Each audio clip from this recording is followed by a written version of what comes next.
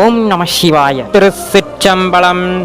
சிவபெருமானின் திருவடிகள் போற்றி போற்றி என்று இந்த பதிவினை நான் ஆரம்பிக்கின்றேன் நண்பர்களே. ஒரு சிவாலயம் இருக்கின்றது.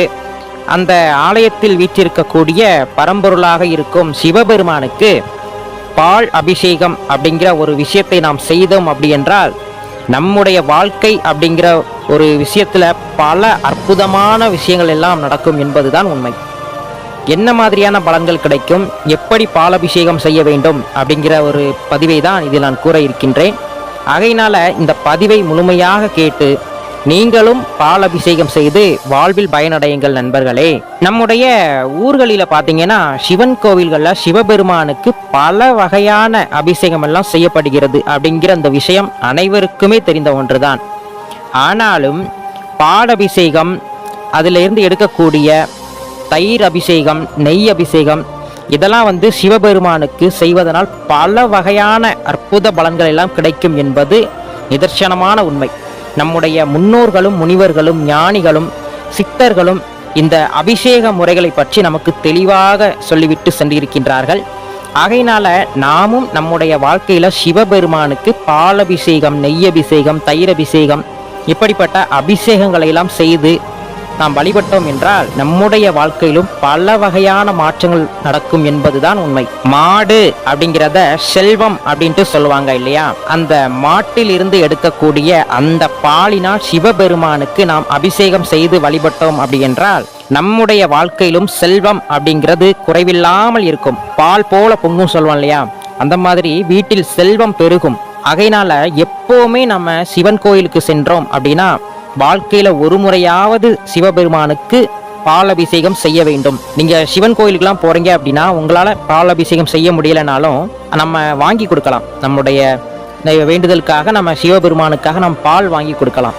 அதே மாதிரி அந்த பாலில் இருந்து பிரித்தெடுக்கக்கூடிய தயிர், நெய், இவற்றால் நாம் சிவபெருமானை நாம் அபிஷேகம் செய்தால் நம்முடைய வாழ்க்கையில் நீண்ட ஆயுள் அப்படிங்கிற ஒரு விஷயமானது நிச்சயமாக இருக்கும். நோய் நொடி இல்லாத வாழ்க்கை என்பது சிவபெருமானுடைய அருளினால் நமக்கு கிடைக்கும். எப்படிப்பட்ட எந்த ஒரு நோயாக இருந்தாலும் அது வந்த வேகத்திலேயே சரியாகிவிடும். ஆகையினால நம்ம சிவன் கோயிலுக்கு நம்ம செல்கின்றோம் அப்படின்னா நீங்க நிச்சயமாக இந்த பால் அபிஷேக முறையை நீங்க செய்து வழிபடுங்க.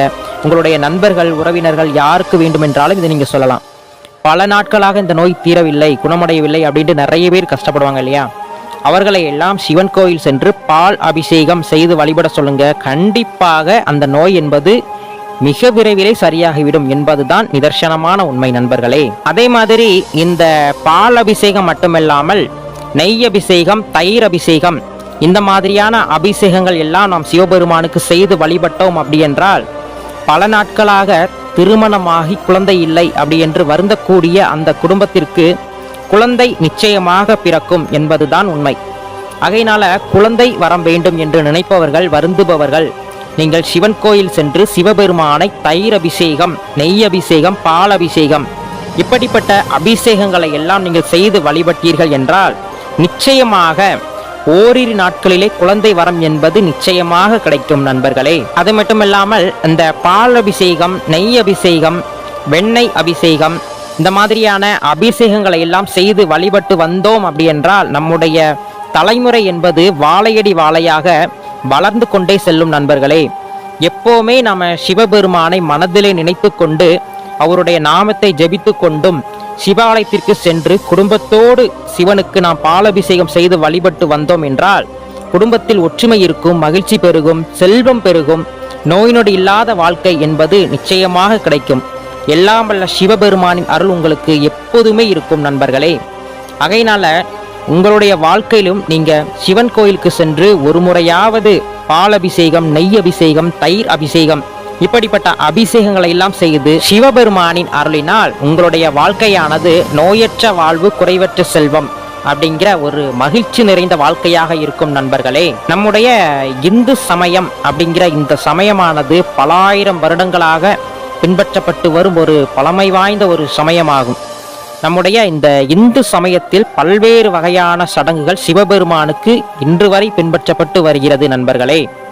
ஆனாலும் குறிப்பாக சிவன் கோயில்களில் சுவாமிக்கு அபிஷேக ஆராதனை செய்வதில் பல்வேறு வகையான அபிஷேக முறைகளும் ஆராதனை முறைகளும் பல வகைகளில் பின்பற்றப்பட்டு வருகிறது.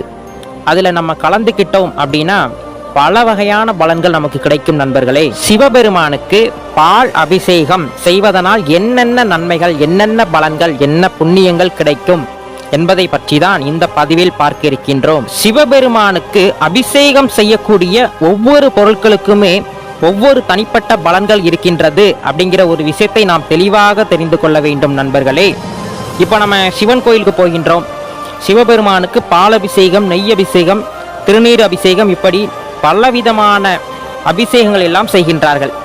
ஆனால் அந்த பால் அபிஷேகம் செய்வதனால் என்ன பலன்கள் கிடைக்கும், திருநீர் அபிஷேகம் செய்வதனால் என்னென்ன பலன்கள் கிடைக்கும் அப்படிங்கிற ஒரு விஷயத்தை நாம் தெரிந்து கொண்டோம் என்றால் நிச்சயமாக நாமும் பால் அபிஷேகம் இப்படிப்பட்ட அபிஷேகங்களை எல்லாம் செய்து அதற்குண்டான பலன்களை எல்லாம் நாமும் பெற முடியும் என்பதை நாம் தெரிந்து கொண்டு சிவபெருமானுக்கு பாலபிஷேகம் செய்து நாமும் வழிபடலாம் நண்பர்களே. நம்முடைய முன்னோர்களும் முனிவர்களும் ஓலை சுவடிகளிலும் சரி, பாறைகளிலும் சரி, பல இந்து புராணங்களிலும் சரி, என்னென்ன அபிஷேகங்கள் செய்தால் என்னென்ன பலன்கள் கிடைக்கும் என்பதை தெளிவாக சொல்லிவிட்டு சென்றிருக்கின்றார்கள் நண்பர்களே. அவற்றை நாம் நம்முடைய வாழ்க்கையில் நாம் செய்து வந்தோம் என்றால் நம்முடைய வாழ்க்கையிலும் அப்படிப்பட்ட ஒரு பலன் என்பது நிச்சயமாக கிடைக்கும். எந்தெந்த அபிஷேகங்கள் செய்தால் என்னென்ன பலன்கள் கிடைக்கும் அப்படி என்பதை இதில் நான் கூறுகின்றேன். தெளிவாக கேட்டுக்கொண்டு அந்த அபிஷேக முறைகளை நீங்களும் செய்து வந்தீர்கள் என்றால் கண்டிப்பாக உங்களுடைய வேண்டுதலும் நிறைவேறும் நண்பர்களே. பால் அபிஷேகம் செய்து சிவபெருமானை மனதார வேண்டும் போது நம்முடைய வாழ்க்கையில் நீண்ட ஆயுள் அப்படிங்கிற ஒரு விஷயமானது நிச்சயமாக கிடைக்கும் நண்பர்களே. சிவபெருமானின் மனம் குளிரும்படி பாலபிஷேகம் செய்து அவரை மனதார அவரின் பாதம் பணிந்து வேண்டும் போது நம்முடைய வாழ்க்கையில் நீண்ட ஆயுள் அப்படிங்கிற ஒரு விஷயமானது நிச்சயமாக கிடைக்கும் நண்பர்களே. அதாவது நோயற்ற வாழ்வு குறைவற்ற செல்வம் அப்படின்னு நம்முடைய முன்னோர்கள் சொல்லிட்டு சென்றிருக்காங்க இல்லையா. நம்முடைய வாழக்கூடிய இந்த வாழ்க்கையானது பல போராட்டங்கள் நிறைந்த வாழ்க்கையாக இருக்கின்றது. இப்படிப்பட்ட இந்த வாழ்க்கையில பல வகையான நோய்கள் எல்லாம் வந்து கொண்டே இருக்கின்றது.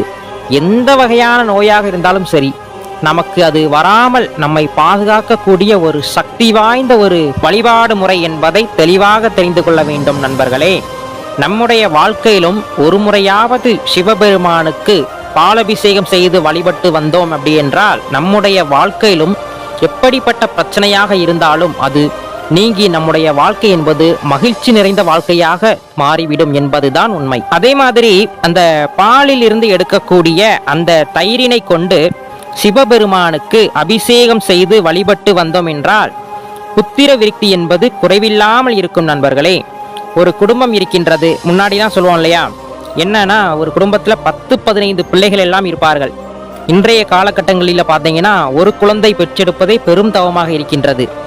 இந்த நிலை மாற வேண்டும் என்றால் நிச்சயமாக அந்த சிவன் கோயிலுக்கு சென்று சிவபெருமானுக்கு தயிர் அபிஷேகம் செய்து வழிபட்டு வந்தோம் என்றால் பல வருடங்களாக பல மாதங்களாக குழந்தை இல்லாமல் இருக்கும் தம்பதிகளுக்கு நிச்சயமாக குழந்தை பிறக்கும் என்பதுதான் நிதர்சனமான உண்மை. ஆகையினால குழந்தை இல்லை என்று வருந்துபவர்கள் சிவன் கோயில் சென்று சிவபெருமானுக்கு தயிரினை கொண்டு அபிஷேகம் செய்து வேண்டினால் நிச்சயமாக புத்திர விருத்தி என்பது கிடைக்கும். ஆகையினால உங்கள் அருகில் இருக்கக்கூடிய உறவினர்கள் சிலர் குழந்தை இல்லாமல் வருந்தி கொண்டிருப்பார்கள். அப்படிப்பட்ட ஒரு குடும்பத்தை நீங்கள் கண்டீர்கள் என்றால் கண்டிப்பாக அவர்களிடம் சொல்லுங்கள், இப்படி சிவபெருமானுக்கு தயிர் அபிஷேகம் செய்து நீங்கள் வேண்டும் பொழுது நிச்சயமாக குழந்தை பிறக்கும் என்று நீங்கள் சொல்லுங்க. உங்களுக்கும் அது புண்ணியம், அவர்களுக்கும் புண்ணியம் நண்பர்களே.